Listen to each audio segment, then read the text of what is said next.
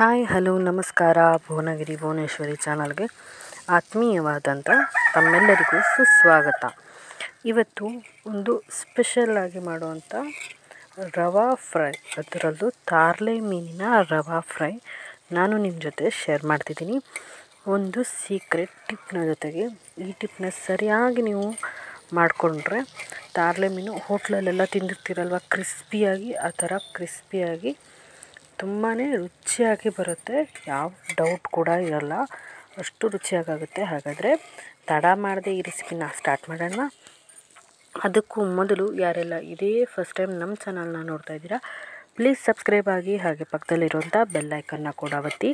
ಅದರಲ್ಲಿ ಆಲ್ ಅನ್ನೋದನ್ನ ಒತ್ತೋದ್ರಿಂದ ನಾನು ಹಾಕುವ ಹೊಸ ರೆಸಿಪಿಗಳು ನಿಮಗೆ ನೋಟಿಫಿಕೇಷನ್ ಮೂಲಕ ಬರುತ್ತೆ. ಆಗ ನಾನು ಹಾಕಿದ ಕೂಡಲೇ ಎಲ್ಲ ರೆಸಿಪಿ ವಿಡಿಯೋಗಳನ್ನು ನೀವೇ ಮೊದಲು ನೋಡ್ಬೋದು. ಜೊತೆಗೆ ಲೈಕ್ ಮಾಡಿ, ನಿಮ್ಮ ಫ್ಯಾಮಿಲಿ ಫ್ರೆಂಡ್ಸ್ ಜೊತೆಗೆ ಶೇರ್ ಮಾಡಿ. ಇವತ್ತು ತಾರ್ಲೆ ಮೀನಿನ ಫ್ರೈ, ಅದು ಕೂಡ ಒಂದು ಸೀಕ್ರೆಟ್ ಟಿಪ್ ಜೊತೆಗೆ ಅದು ಕೂಡ ನಮ್ಮ ಹೊನ್ನಾವರದ ಸ್ಪೆಷಲ್ ರೆಸಿಪಿ. ಹೊನ್ನಾವರದ ಹೋಟ್ಲಲ್ಲೆಲ್ಲ ತಿಂದಿರ್ತಿರಲ್ಲ, ಅದೇ ಥರದ ಸ್ಪೆಷಲ್ ತಾರ್ಲೆ ಮೀನಿನ ರೆಸಿಪಿ. ಹಾಗಾದರೆ ಸ್ಟಾರ್ಟ್ ಮಾಡೋಣ ಈ ರೆಸಿಪಿನ.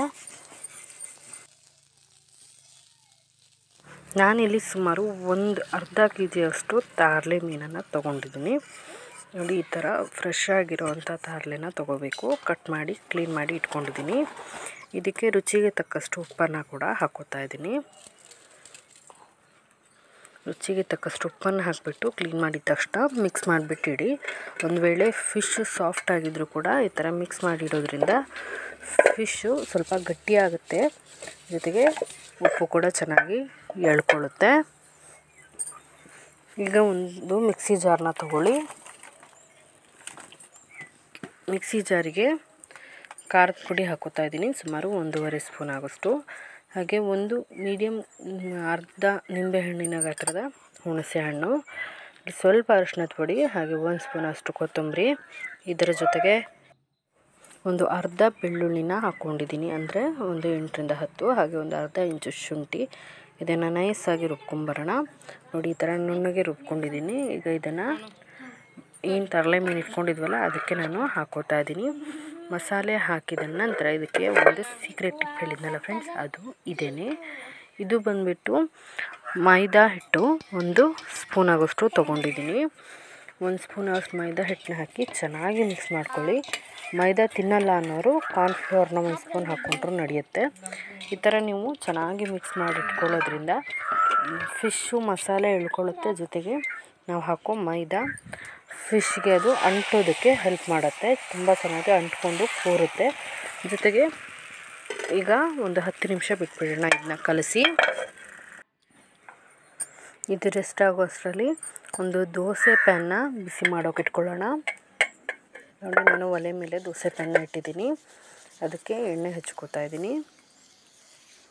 ಈ ಥರ ಎಣ್ಣೆನ ಚೆನ್ನಾಗಿ ಅಪ್ಲೈ ಮಾಡ್ಕೋಬೇಕು ಮೊದಲೇ. ಈಗ ಮಿಕ್ಸ್ ಮಾಡಿಟ್ಟಂಥ ತಾರ್ಲೆ ಮೀನು 10 ನಿಮಿಷ ಚೆನ್ನಾಗಿ ನಿಂದಿದೆ. ಈಗ ನಾನು ಇಲ್ಲಿ ಗೋಧಿ ರವೆನ ತೊಗೊಂಡಿದ್ದೀನಿ. ನೀವು ಬೇಕಿದ್ರೆ ಅಕ್ಕಿ ರವೆ ಕೂಡ ಯೂಸ್ ಮಾಡ್ಬೋದು, ತುಂಬ ಚೆನ್ನಾಗಿ ಕ್ರಿಸ್ಪಿಯಾಗಿ ಬರುತ್ತೆ ಅಕ್ಕಿ ರವೆ ಯೂಸ್ ಮಾಡಿದ್ರು ಕೂಡ. ಸ್ವಲ್ಪ ರವೆನ ಇನ್ನೊಂದು ಪ್ಲೇಟಿಗೆ ನಾನು ಹಾಕ್ಕೋತಾ ಇದ್ದೀನಿ. ಹಾಕ್ಕೊಂಡು ನಾನು ವಿಡಿಯೋದಲ್ಲಿ ಹೇಗೆ ತೋರಿಸ್ತಿದ್ದೀನೋ ಅದೇ ಥರ ಫಿಶನ್ನು ನೀವು ಒಂದು ಸಲ ಮಿಕ್ಸ್ ಮಾಡ್ಕೊಳ್ಳಿ. ಈ ಥರ ಎಲ್ಲ ಮಿಕ್ಸ್ ಮಾಡಿದ ನಂತರ ಈ ಮಸಾಲೆಯಲ್ಲಿ ಮತ್ತೊಂದು ಸಲ ಈ ಥರ ಅದ್ದಿ ತೆಗೆದು ರವೆಯಲ್ಲಿ ಈ ಥರ ಡಿಪ್ ಮಾಡಿ ತೆಗಿರಿ, ರೋಲ್ ಮಾಡಿ. ಈ ಥರ ಮಾಡೋದ್ರಿಂದ ಫಿಶ್ಶು ರವೆ ಚೆನ್ನಾಗಿ ಹಿಡಿಯುತ್ತೆ, ಜೊತೆಗೆ ಕ್ರಿಸ್ಪಿಯಾಗಿ ಕೂಡ ಇರುತ್ತೆ. ಇದೇ ಥರ ಎಲ್ಲ ಫಿಶ್ಶನ್ನು ಒಂದು ಸಲ ಮಸಾಲೆ ಕಲಿಸಿದ್ದೀವಲ್ಲ ಅದರಲ್ಲಿರುವಂಥ ಮಸಾಲೆಯಲ್ಲಿ ಡಿಪ್ ಮಾಡಿ ಮತ್ತೆ ರವೆಯಲ್ಲಿ ಈ ಥರ ಡಿಪ್ ಮಾಡಿಬಿಟ್ಟು ದೋಸೆ ಪ್ಯಾನ್ಗೆ ಹಾಕ್ಕೋಬೇಕು.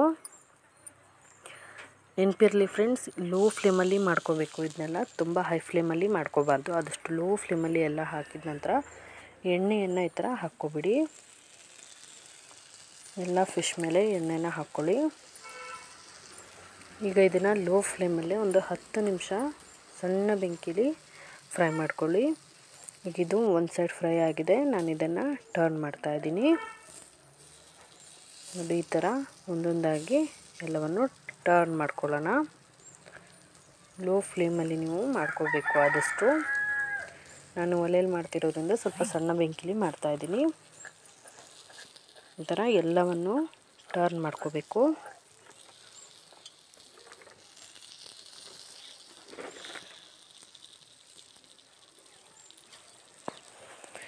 ಈಗ ಇದು ಟರ್ನ್ ಮಾಡಿ ಆಗಿದೆ.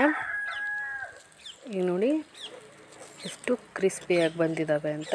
ಎರಡೂ ಕಡೆ ಚೆನ್ನಾಗಿ ಫ್ರೈ ಆದಮೇಲೆ ನಾನು ಪ್ಲೇಟ್ಗೆ ಸರ್ವ್ ಮಾಡ್ಕೊತಾ ಇದ್ದೀನಿ. ಇಷ್ಟೇ ಫ್ರೆಂಡ್ಸ್, ಎಷ್ಟು ಈಸಿಯಾಗಿ ಮಾಡ್ಬೋದಲ್ವ ತಾರ್ಲೆ ಮೀನಿನ ಹೋಟೆಲ್ ಸ್ಟೈಲ್ ಫ್ರೈ ರೆಸಿಪಿನ. ಇದನ್ನು ಬರೀ ತಾರ್ಲೆ ಮೀನು ಅಂತಲ್ಲ, ನೀವು ಯಾವುದೇ ಥರದ ಫಿಶ್ಗೆ ಕೂಡ ಯೂಸ್ ಮಾಡ್ಬೋದು. ಇದೇ ಮಸಾಲಾನ ಬಾಂಗ್ಡೆ, ತಾರ್ಲೆ, ಸ್ವಾಣಿ ಅಥವಾ ಇನ್ನು ಯಾವ್ಯಾವುದೋ ಫಿಶ್ ಬರುತ್ತಲ್ಲ ಎಲ್ಲ ಫಿಶ್ಗೂ ನೀವು ಯೂಸ್ ಮಾಡ್ಬೋದು. ಈ ರೆಸಿಪಿನ ಒಂದು ಸಲ ಮಿಸ್ ಮಾಡದೆ ಟ್ರೈ ಮಾಡಿ, ಹೇಗೆ ಬಂತು ಅನ್ನೋದನ್ನ ಕಮೆಂಟಲ್ಲಿ ತಿಳಿಸಿ. ಹಾಗೆಯೇ ನಮ್ಮ ಚಾನಲ್ನ ಇದೇ ಫಸ್ಟ್ ಟೈಮ್ ನೋಡ್ತಾ ಇದ್ದರೆ ಪ್ಲೀಸ್ ಸಬ್ಸ್ಕ್ರೈಬ್ ಆಗಿ ಹಾಗೆಯೇ ಸಪೋರ್ಟ್ ಮಾಡಿ. ಜೊತೆಗೆ ಪಕ್ಕದಲ್ಲಿರುವಂಥ ಬೆಲ್ ಐಕನ್ನ ಕೂಡ ಒತ್ತಿ, ಅದರಲ್ಲಿ ಆಲ್ ಅನ್ನೋದನ್ನ ಒತ್ತೋದ್ರಿಂದ ನಾನು ಹಾಕುವ ಬೇರೆ ಹೊಸ ರೆಸಿಪಿ ವೀಡಿಯೋಸು ನಿಮಗೆ ನೋಟಿಫಿಕೇಷನ್ ಮೂಲಕ ಬರುತ್ತೆ.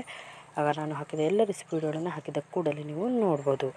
ಜೊತೆಗೆ ನಿಮ್ಮ ಫ್ಯಾಮಿಲಿ ಫ್ರೆಂಡ್ಸ್ ಜೊತೆಗೆ ಶೇರ್ ಮಾಡಿ, ಹಾಗೆ ಲೈಕ್ ಮಾಡೋದನ್ನ ಮರಿಬೇಡಿ. ಹಾಗಾದರೆ ಇನ್ನೊಂದು ಹೊಸ ರೆಸಿಪಿ ಜೊತೆ ಮತ್ತೆ ಸಿಗ್ತೀನಿ. ಅಲ್ಲಿವರೆಗೂ ನಮ್ಮ ಚಾನಲ್ನ ನೋಡ್ತಾ ಇರಿ. ಜೊತೆಗೆ ಇನ್ನಷ್ಟು ರೆಸಿಪಿಗಳ ಲಿಂಕನ್ನು ಕೆಳಗೆ ಕೊಟ್ಟಿರ್ತೀನಿ, ಚೆಕ್ ಮಾಡಿ. Bye friends.